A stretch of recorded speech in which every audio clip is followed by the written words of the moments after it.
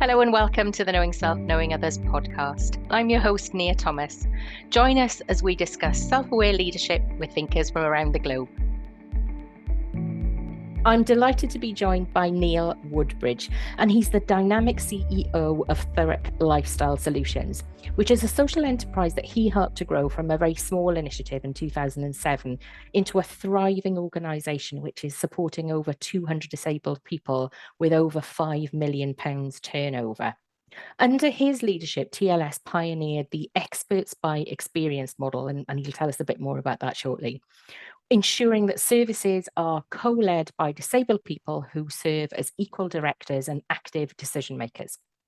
Formerly a community service manager at a local council, Neil has driven bold transformations in local care provision, closing traditional day centres, launching community-based hubs, and embedding the social model of disability into governance, favouring action and empowerment over passive support. A passionate social entrepreneur and advocate for self-directed lifestyle, Neil brings both lived experience leadership and strategic vision to the table. Neil, it is brilliant to have you on the show. Thank you very much. Kind of recognise myself. I'm very flattered, but yes, thank you. So tell us about your board and what does experts by experience mean? Yeah, sure. So in 2007, when we were first forming the company, which seems a long time ago now, we kind of went through a whole phase of thinking about how we would do this. And we realised it all sounds rather obvious now, but people with lived experience really are the people that know what might be best for their contemporaries, if you like. So for us, it was about saying, actually, we're going to form a community interest company and it will be led by and for disabled people themselves. So when I sit on my board, everybody who's a director, and I'm not a director, I'm an employee as a chief executive officer, has to identify as a disabled person. And that brings a massive breadth of skills to the board. Anything from Asperger's and autism, which means that people will say things to me, oh, you know, section 3.2 of the Memo says you can't do that without 3 signatures and this, you know, lots of detailed knowledge, through to people with the lived experience of cerebral palsy and how that impacted on them and different types of schooling. And so basically our model of selling the products, if you like, the support that we sell for people within local authorities in Thurrock here is based on what they've designed for themselves. That is quite different, and not everybody is working to that model because some people are still quite reticent of working alongside their service users or their customers or their clients. Absolutely. I mean, I get a lot of stick even today. People say to me, "It's not real. You're in charge. This is about you. It's not about the disabled people. They'll just do what you say." So what I do is I invite them to come and sit on my board and just observe. And at the end of it, they say, "My goodness, how do you do it?" You know, it's quite incredible. We've learned lots of tips and tricks over the years, but the truth is, I often say to people, so if you think your board are going to go off subject, not know what they're talking about, not understand the finances, then come with me and sit in a local government council meeting. Absolutely. So tell us about your leadership style. Why is it important that you have experts by experience sitting alongside you and leading alongside you? For me, it's about inclusivity. So I don't like to be, I often base a lot of my model of leadership on how terrible it was for me as a Saturday boy in the late 70s at Tesco's, where the manager would call me Woodbridge and basically just shout commands at me without any understanding about why I was doing what I was doing and for whatever reason.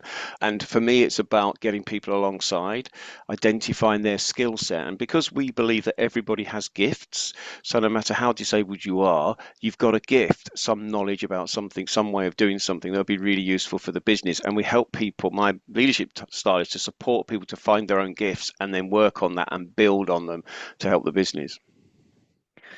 I'm lucky that I've spent a little bit of time in your company, and watchers and listeners, I've worked with Neil probably on and off for the last 3 years, and I'm lucky that he's come and talked to colleagues, and we've listened to how he leads and advice that he has. You are very aware of the role that you have and the impact that you have as a leader and a co-worker. How did you get to this place of awareness? Very good point. I think, like everybody, as you go on your journey of your working journey. The Tesco's manager, I wasn't particularly fond of their style when I was 15, and then as I went through it over time, I've met people that have been fantastic leaders who've led me. And so I kind of steal bits really from Mm, them as I've gone along, thought that's actually a really good way of doing that. It's okay to be like this. And there's also something as well about not having too much ego. Ego is a mm, pretty terrible thing to have in the leadership world because it gets in the way and it blurs your vision. And so understanding what that means and avoiding that means that I'm very conscious. So I actually, it's an old-fashioned word, but I like a bit of humility. Who am I mhm. to be doing this at this point? Even today, yeah, as you say, the business has grown massively. We're pushing near a 6 million these days turnover, but turnover is vanity, profit is sanity. Remember, so we kind of like, I don't sit and say, oh, I've got 6 million turnover. I talk about impact. What's the Mm. impact on the people that we're supporting? How different are their lives now? What is it we could do better? Constantly improving, never thinking that we're getting there, always willing to upset the norm, if you like. Oh, well, we've always done it in this way. Let's do something different with it then, as part of my leadership style. And all my evidence base is by having people alongside me. So if I do public speaking, I take one of my directors with me and let them do the speaking because they're much better at it than me. Amazing. I've heard you talk about neurodiversity and what neurotype you might be, Mm. and how it's very much shaped your energy and your drive that you bring to your leadership. Tell us about you've harnessed your uniqueness in this leadership role. Yes, it's a really good point, really. I mean, yeah, I mean, I haven't been completely formally diagnosed, but I do identify as having ADHD because of the nature of the sort of alleged superpower that gives me. I don't expect other people to work like this, but I do give 110%. I tend to be up at 6 a.m. I go through till 10 when I go to bed, and I don't watch much television. Do you know what I mean? So it's not about I have a lot of social life as well. I go and see a lot of bands. I'm into sailing. I've got all sorts of other things that I'm involved in, lots of charities that I support. But what that does enable me to do is have 100 ideas before lunch. The reality of that as well is I deliberately, part of my leadership style is to surround myself with people who are the opposite to me and will go, well, hang on a minute. That's 10 things you've just said there in one sentence, and you're speaking very fast like you do. Now, I now need to separate out what one of those are we going to work on, and actually that one won't work because of this reason. And so once you understand your kind of psychometric type, if you like, then it's very useful to have people around you that are going to give you the level head and say, well, hold on a minute, let's see how we best might do this. Was there a point where you had a light bulb moment and thought, actually, the way that I'm doing things, I do need people to balance me out? Absolutely, yeah. I think I had a period in my career where I chose to go and work in local government. Mm. And unsurprisingly, I really didn't fit in. And I was always labelled a maverick. I was always in trouble for not following the rules, etc., etc. But I could definitely see the whole time better ways of doing things. And during that period, I think I realised then that I needed people around me to say, whoa, hang on a minute, love what you're saying, but actually, this is how we're going to do it. That's not to say your energy can't, be used. But in a local government context, I'm their worst nightmare. In TLS context, as in Thurrock Lifestyle Solutions, with things like on a Monday a few years ago now, we decided that a brilliant idea was to have a camper van to take people on respite. So you'd have autism, you could set the van up exactly how you wanted it, and then your respite would take you to where you wanted to go. So you go to Cornwall for a weekend or whatever in this van. So that was on the Monday. By Wednesday, we'd bought one on eBay, and by Friday, we launched it. Now, in local Yeah. government, that would take 6 to 9 months, would be Yeah. super fast, if not 2 years. It failed for all sorts of reasons, but it actually got stolen. So we cashed the insurance in and didn't buy another one. But it was a good idea. We tried it really quick. We failed fast, if you like, and we put that one to Mm. bed. And in local government, that's just simply not possible. No, I agree. And as you say, there is definitely something about humility with that test and learn. And you know what? It didn't work. We got to move on. How do you take people on that journey with you so that people don't feel like a failure? It is very personal. Yeah, very good question. I mean, for me, it's about you'd have to speak to my team, but when we do, 360 reviews or whatever, I am seen as a good confidant. I'm seen as someone who can be trusted, and that you have to earn. What is it? Trust arrives at the speed of a tortoise and disappears at the speed of a hare, or something like that. Isn't that what the expression is? And for me, I work a lot on trust, and I won't let my team down, and I will shoulder the responsibilities if there are risks that are involved. And and also, the beauty of working for people with learning disabilities in particular is they make me slow down so in order to understand me. They make me make things into simple language so they understand, hence our accounts, that we have an easy read version of our accounts, etc.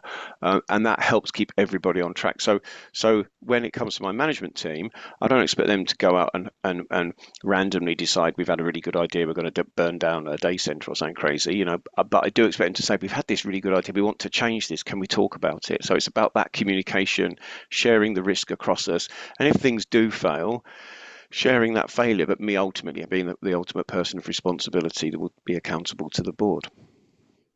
How do you protect yourself and your team from burnout? Yeah, really good point. So we've really got into, as an organisation, supporting each other and well-being. So we made the decision a long time ago. We actually employ a counsellor. Oh, okay. Yeah, for a few hours a week. And what she does is, lots of the senior leadership team, I don't necessarily know if someone's going to see her. I've been very public in my own when I've had a few deaths around me over the years, like you do when you get to my age, and some particular tragic ones of young people that I supported who died. And I've been to the counsellor to talk about that and the impact that that has on me. And I was quite public to the team about that. And I think, again, that's a good leadership, is saying, hey, I'm human, I'm not a robot. And so we put that into place. We do things like the duck race, which is this thing where we get people to choose a duck at random. I've got this silly little program online. So you come to an online conversation with me, a Q&A, where the entire team, can have up to 150 people there, will come and ask me any question that they would like. But as part of that, you choose a duck, and then I run a race on the live screen. And whichever Okay. duck comes first, we give them £250. Amazing. And it seems, for whatever reasons, fate means the right people win that often. And we also employ a masseur now. So we have free massages for the team, because I used to get that years ago when I worked for people with autism, and I really rated it. So we're part of a Thai spa locally. We give them business and people go and have a massage there, which has taken off. We've got lots of debt advice, counselling, as I say, stuff that people understand. We're trying to take care of you as an organisation, because yes, we would love to pay you more money. Reality is we don't get paid enough to be able to do that. It's not just money while you work in particularly the caring profession. We recognise that, but at the same time, we also want to recognise you. So we do monthly or 6 weekly, I think it is, staff awards, staff recognition awards, where we give people vouchers for different shops and that as a thank you, and good examples of their good practice that are shared with everybody else. So we're continually looking at ways of recognition, praising, and giving people the support and professional love that they need. Having said that, there are still people that sometimes say, "This is not for me." And that's absolutely fine. That's absolutely fine. A lot of what you talked about and the way that you've described your organization, your style, your culture, and your team, there seems to be a lot about balance. Million Hmm. miles an hour, but actually we do something to balance that. Is that something you consciously think about in terms of balance, or is it everything is sort of individual and you think about the leadership and you think about the processes, or do you think about balance? I think it is all about balance, and I think it almost happens naturally, because thinking about it, that probably is my style. So although I talk about long days, for me, my work finishes, I meet up with one of my older children, I go to a gig in London, I come back to Grays, I come home late, I might sit and quickly do something that I'm thinking about, and then I'll go to bed, and then I'll get up. It kind of blends. So maybe it's more of a blended approach than a balance, but I'm absolutely clear. We've increased our maternity rights for people because we think people should have more time off with their children. We're always happy, please not, but if someone gets seriously ill, the board will always give people extra pay off, time off with pay if they're genuinely sick, obviously. There's stuff like that. Someone wanted to go on their Hajj recently, and we supported them to go off and do that. If you come to our annual general meeting and we're doing well, if it's a good year and we've made profit, then what we'll do is you can nominate some local charities that you like, and we will have a card system that people can vote, a voucher system, so that the people that come to the AGM vote, and then whichever one gets the most gets money donated to them. So we're always trying to kind of do exactly that sort of balance. I think you're quite right. You've talked about a lot of things that you do in your organization. If people want to find out more about what you do in your organization and Sure. how you do it, how do they find out about it? Do you have a blog, or is it a conversation, or could they invite you or pay for you to come and speak? So How does it work? part of the social enterprise ethos, as you know, is we give away everything as much as we can to other social enterprises. If you're a for-profit organisation with shareholders in a Canadian pension fund, I'm not particularly interested. But if you're genuine people trying to make a difference in your community, we will show, we do, like, for example, one of the things in our industry is carers, parent carers can be quite tricky. So we offer a service called a parentectomy, which is the removal of the parent from the child. It's quite painful and it takes a few years, but what we do is we talk to other parents from other, say, I don't know, Essex or Luton or another authority want to come with a group of parents to see what we've done to help them change their mind about their young people and see what their future might be. We're always happy to do that, and that's free. You know, Sonny and I, who's one of my principal directors, one of the founders, will come and give talks about our journey and our experience. We can definitely do that. We're just about to revamp the website. As one of my staff said to me, "Oh, Neil, websites are so 1990s." I felt very old. But no, we don't Indeed. use them anymore. And I get that. So we've got a Facebook page. You can see what's happening there, which older people tend to use. I am not very good at social media. We do have an online radio station, because we would have, wouldn't we? Thurrock Community Business Radio. I run a chill show on there Tuesday and Sunday nights, which is about music and gigs I've been to and music that people like. We have about 1,000 people, I think, listen to that, which is apparently quite good. We've got all the licenses for that, so we get shows that are made up about local things, etc. So people can find out some stuff through that, but mostly it's kind of talk to us, get in touch, and see what we could do for you and what you might learn from us and what we can learn from your good selves. So we're connected to Japan. It's one of these weird, strange things that happened to us because the Japanese law on capacity was that people with learning disabilities didn't have capacity. So lots of them were having their property ripped off them, really, their rights. They had no rights when parents or carers died. So they come to see TLS and were just completely blown away by the fact that people with learning disabilities can be signed up to Companies House and we can prove that they have capacity. And so in Japanese law, in the example of how they want to change their Capacity Act is a reference to TLS and a whole example of our work, which is fantastic, really, isn't it? You know, it's really, really Wow. good. Yeah, it was really, really good fun. So I've been on the equivalent of Japanese news night, speaking fluent Japanese, apparently. Well, my lips were moving in English, but there was a overdub of Japanese, which is brilliant. But yeah, so we kind of will spread the word as far and wide as we can. We linked up to Poland because we have a Polish group that we connected to as well. And it's never for us as well saying that we've got this all right, because we haven't necessarily. But the feedback that we get, we can do it cheaper and better than a local authority. We have really good outcomes for our customers, as we say, the people that use our services, and are able to make a difference in people's lives. What more could you ask for? Definitely. And as I said earlier, listeners and watchers, I've been lucky to hear Neil speak before, and what he's been able to achieve in his organization with his board is really very interesting, very innovative. You definitely want to go and find out more.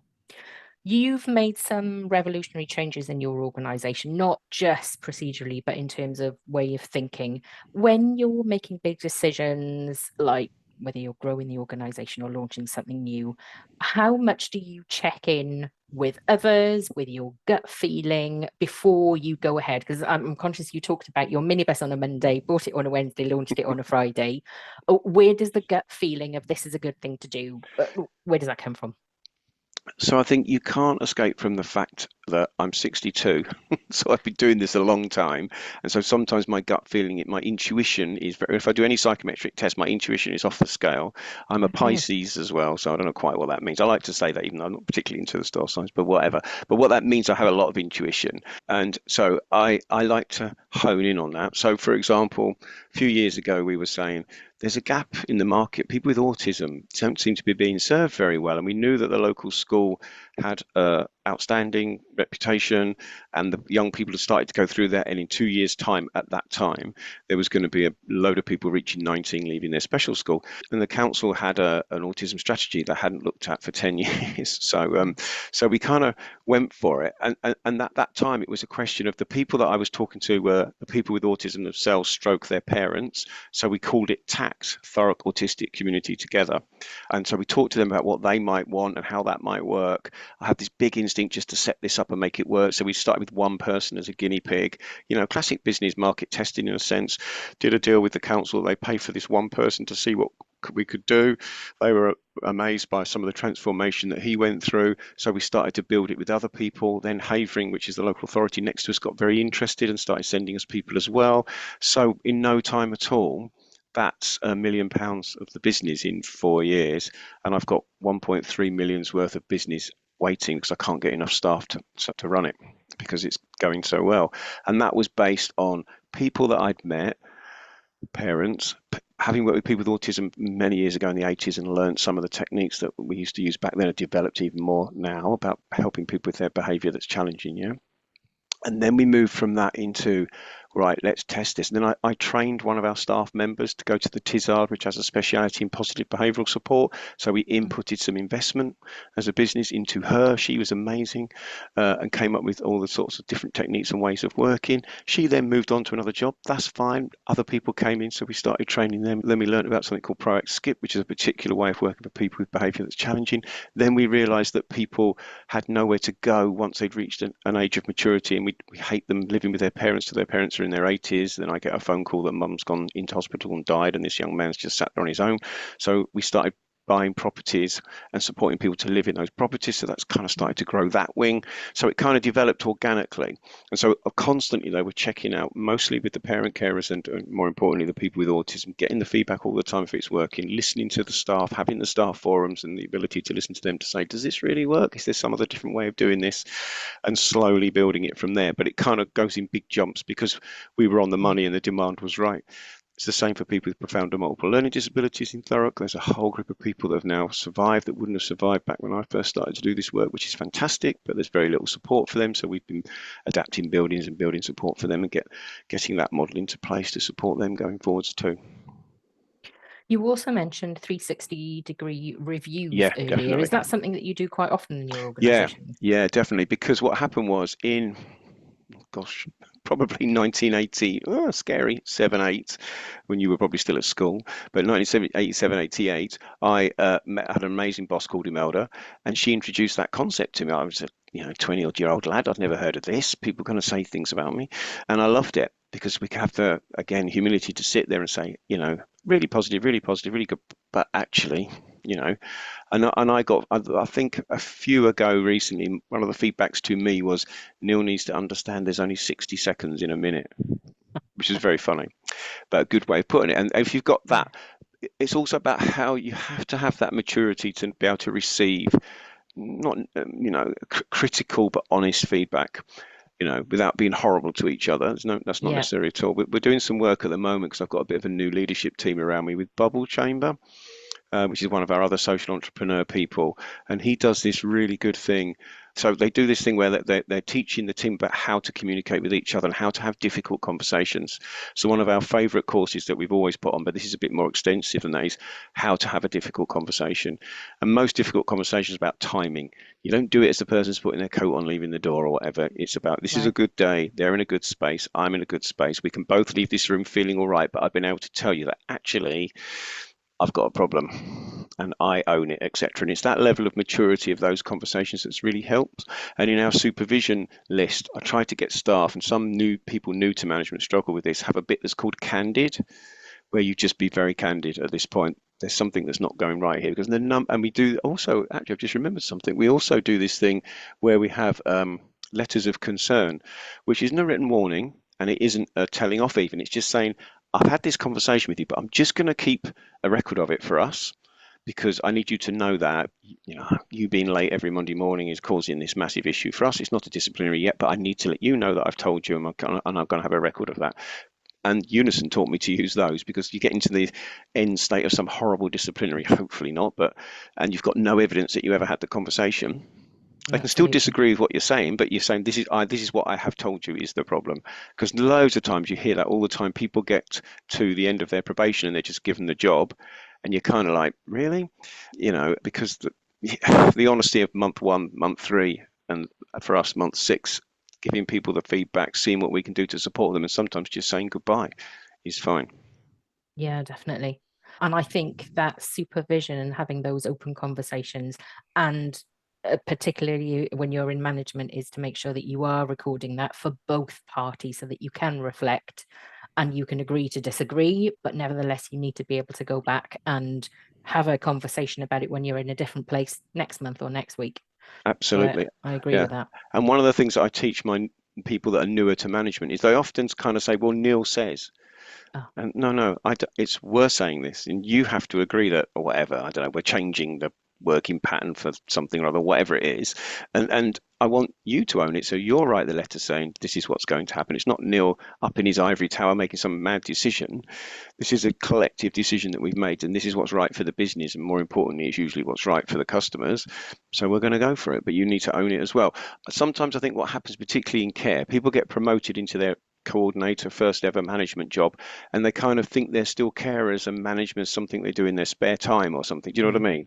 So we deliberately invest a lot and we put everyone through a level 5 in leadership and management if you're working for us because we need people to be functioning at that higher level. Ah, that's a really interesting. As a part of your standard training, you put everybody through level 5. So Yeah, for people who maybe are outside of the UK, a level 5, I think, is a degree level. it's I just think if short. it's bachelor's, it's just Yeah, that sort of maybe a one module or yeah. that sort of thing. But that's this kind of level we're talking about. Yeah, it's two years, 2 years of a degree essentially. Mm. It's very hard. It's usually about 12 modules, all sort of, talking about leadership and management and how to do it, particularly in social care, because that's the business that we're in. And we do that as an apprenticeship, Mm. and we can then get money through our apprenticeship levy. That's the way it works in the UK to fund that. But we're happy. I think it's the only budget my chair doesn't ever query at all is the training budget. And that's where we both agree that actually that's not something to cut. That's such a massive input for our customers that we're just not going to cut that one. So I've probably got about half a dozen, maybe more people on the level 5 as we've got the new leadership team that's in place. It's good. I wonder if some of that answers my next question, which is helping people move from being supported to being in control of their own lives really takes a lot of emotional intelligence. How do you keep that human side front and center in your leadership and I guess in the culture of your leadership as Yeah. an organization? So in a sense, we're an upside down triangle is our logo, which is about the reversal of the power, yeah. And so we always start with the customer first. And if we know that if we get it right for them, then it's going to be right for the staff. So because in terms of the customers, we're trying to move them from passive recipients of care to active citizens in control. So instead of being someone that just receives care, you're actually, I can vote, I can get a job, I can do this. I'm an active citizen in control of my life.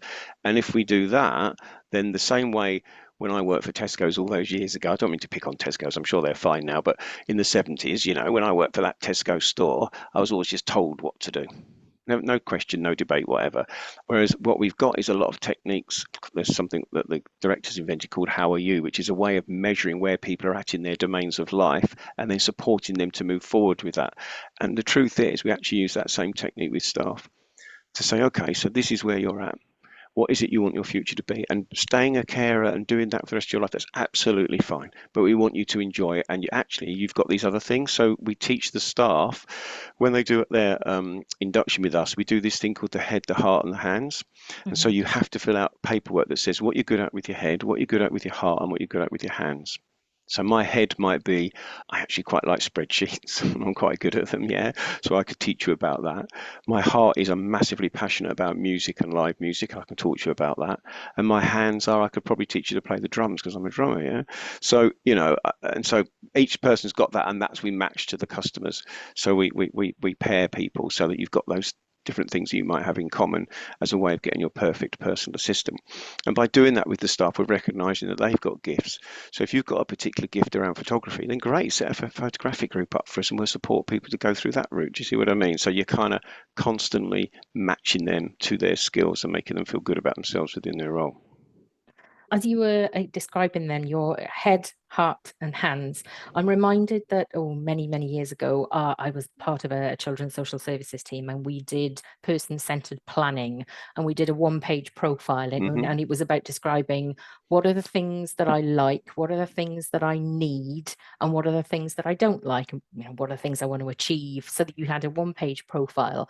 And that was really helpful because you're right, it does give you that whole person view of somebody as opposed to just the professional that leaves the emotions at the door, and you're just an employee. You're Yeah. bigger than that. There's far Yeah. more to you. Yeah, and I think with our customers again, what happens is the nature of adult social care in the UK is it's a negative function. You have to say, I can't do this, I can't do that, I can't Yeah. do the other in order to get support.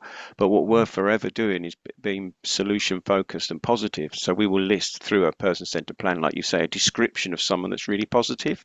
So in an extreme case that I've just entered my head, one of the things I do is I'm an independent adoption chair of an adoption panel. It's a much longer story about how I ended up there. So I get to a beautiful, beautiful privileged role to support people on their adoption journey, and we get couples that come along to that. And sometimes in the bad old days, when you heard people describing someone's birth mum, it was always negatively framed, yeah. Mm. And for me, it's important that, that child, when they're 21, whatever, or 18, when they access the file, they're going to read that.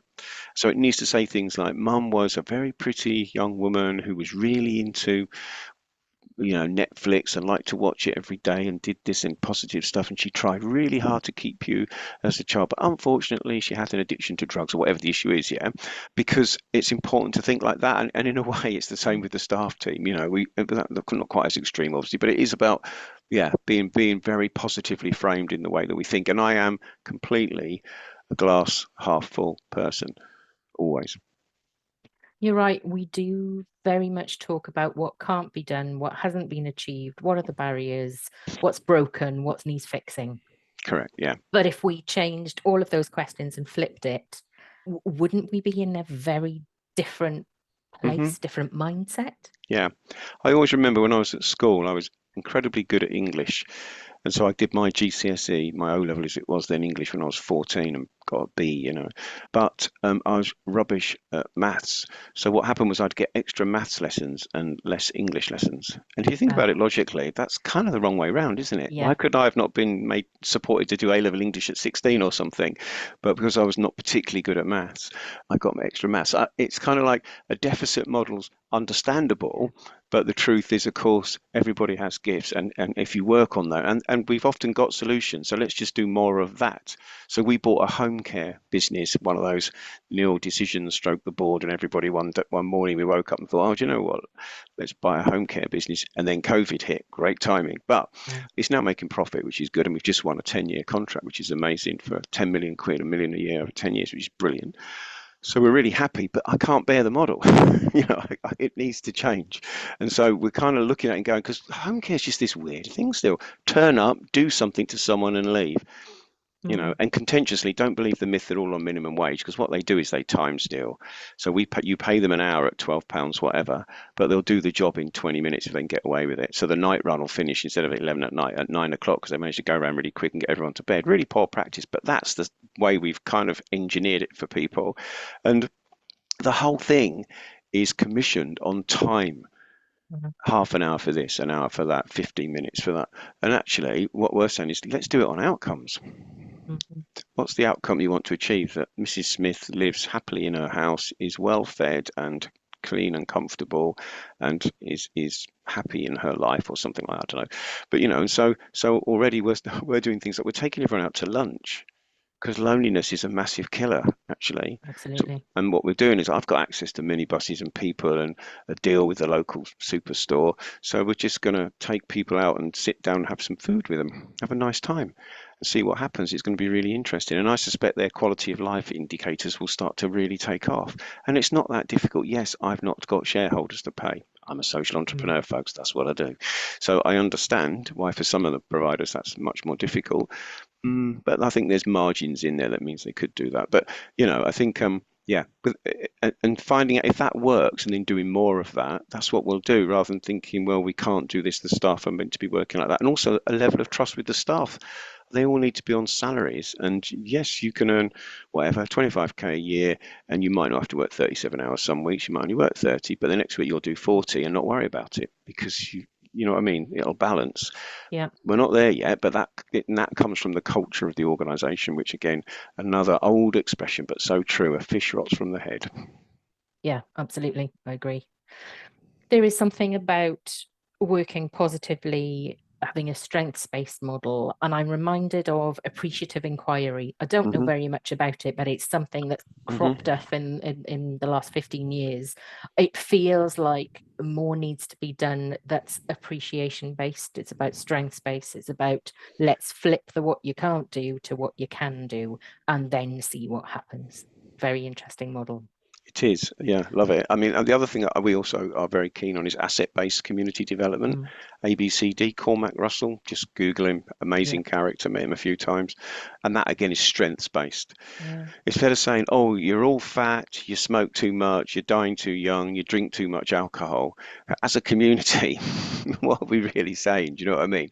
Whereas if you say, actually, you need to, there's all sorts of things you could do in your leisure time, and we're hearing about all these social clubs that you're forming, and we know about your work with your young community and what you want for them in the future, etc., etc. Let's get some of the adult ed stuff happening on your estate and train you ready for the new job prospects that are coming from local employers or whatever, rather than otherwise the country's gone a bit into you're poor because you're lazy or something, and it's just that's not what's actually happened. So it's been, it's interesting times with that. But yeah, absolutely right. And social workers in their assessments are encouraged in a sense to be a deficit model, because you've got to Mm, describe to get it through panel to get yeah, approval for an hour a week of home care or whatever it is.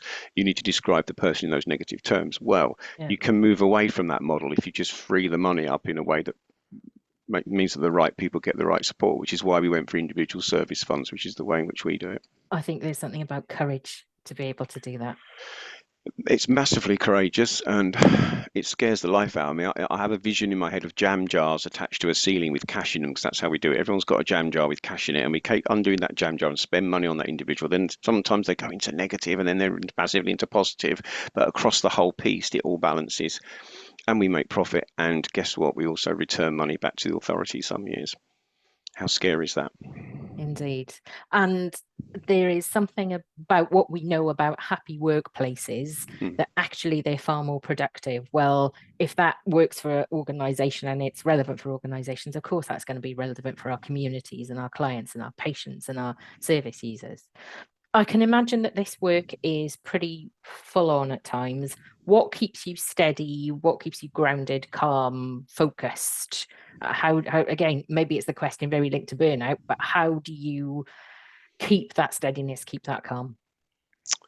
So I'm not proud of the fact that in the forming of this business, there was a phase, and I have to probably ask my partner when she thinks that my wife what years it was, but there was at least a 4 year period, maybe three, where I didn't take a single day off other than weekends and Christmas. I'm not proud of that. I don't expect any of my staff team to do that, but that's what we had to do in the early days, or I felt I had to do in the early days.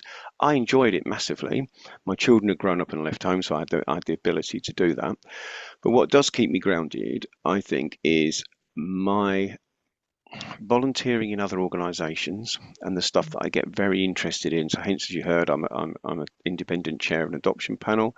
I do get paid for that one, but I also chair voluntarily the independent advisory groups for Essex Police, which looks at all the stuff that's happening across Essex and gets the right community connections. My biggest joy is when I look across the whole of Essex or Thurrock, I see it's like an electric light bulb wiring diagram of wires, and Mm, I love nothing better than to connect people and network, not to do with me to art. If you speak to this person and they speak to that person, you'll come up with the community solution to do things, and that keeps me grounded by passing that sort of stuff on. I do mentor people. I've met some amazing people along the road doing that, and they're very good for me because, like your good self, they ask you questions that you wouldn't normally think about in your day to day, which is fascinating and really good. I go to see a lot of live music. I mm. love music. I've been playing music since I was 8, and I just love it. And my sailing, I like sailing. I bought a dinghy for 500 quid off eBay and hit the sea with it. But it's good fun here on the Thames estuary, and now I teach kids to sail, which I really like doing. I like introducing the water. We have a thing in Southend where we've got quite big estates where they overlook the sea, but the kids and young people have never actually been in it. How weird is Yeah, that? And I'm yeah. saying this is for everyone to enjoy this estuary, and it doesn't cost a lot of money. So we introduce people into sailing and let everyone have a go and see what happens, and then so I have this kind of, but it all blends into one. My meeting might finish at 4. I'll get down to the yacht club and do a couple of hours sailing. Then I've got something online that's happening at 8. Do you know what I mean? But that's what helps to keep me balanced. And relatively sane. Plus, I'm not going to deny it, some counselling from our counsellor. That's quite amazing. And everything that you've talked about is underpinned by this need to give back and give to your community. Do Yep. you know where that comes from? Is that Well, a thing? it's kind of weird because some people don't see it. I have been questioned. And so we're coming in with a boat that's worth about £1,000, and there's these millionaire yachties there, and they're lovely, lovely people. But you go into a yacht club, and you're having these conversations, and one of the conversations people were telling them about the success of my business, and I was saying, well, actually, it's not my business; it's owned by the community. I get paid a salary, and they just couldn't get their heads around it at all. Why do you not own all these properties? How come your business owns all these properties but you don't? How come why are you not making money? What motivates you? And some people assume that I'm some sort of mad Christian or something, but I've actually never been christened. But there is something in me, and I think if I'm being really honest, I see it. I think other people have spoken about this as well. So my dear mother, love her, she died 6 months or so ago now, but she was a very, very, very critical human being. Mm. So I think in some ways I'm still trying to prove something.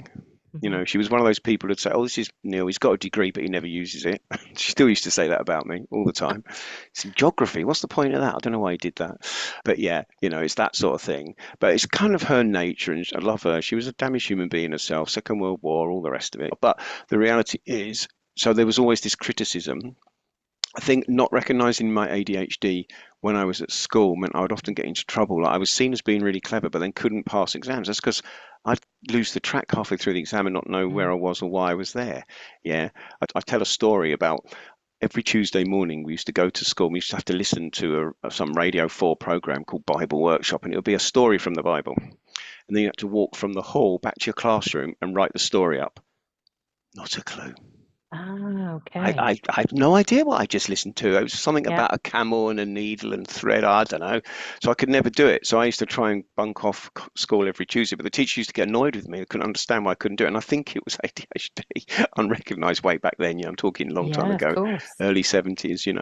Um, and so, yeah, so I do think that I've learned techniques, and then I married a homeopath, of course, which really helps. But I've Mm. learned techniques of being able to try to make myself concentrate and remember certain things in the right order.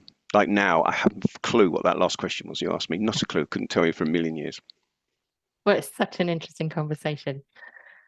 The last thing I want to ask you, for somebody who's just starting out in leadership, particularly in community and social impact work, what's some golden nuggets that you'd want to share, particularly around behavior, particularly around leadership, that you'd want to impart to them? Wow. Who am I? Gosh. So for me, it's something about always focus back on your customers. What is your core purpose? In the charity world back in the day, because I used to work in the charity world before coming to local government, before going back through social enterprise to not for profit. And in the charity world, there's this mission drifting, isn't there? Because there's a funding for blue-eyed people with left hands on a Thursday fund, you suddenly work with those people. So Mm. what we constantly do as a leader, what you need to do is right. So what is the core mission here? So right at the very beginning, no matter where you start, even if they've got good missions and values written down, re-look at them and engineer ways in which you take people with you on defining them. So you might end up with roughly the same vision as was before, but the people that are there own it. So what I've always done is surrounded by myself by people who not looking up to me at all, but we all understand the mission and we're on the same journey together. Also, to get people to understand that you never really arrive, just enjoy the Mm. ride. It's Yeah. just the horizon's still there, this perfect world. Funnily enough, in 40 years of working or whatever, it's not arrived yet.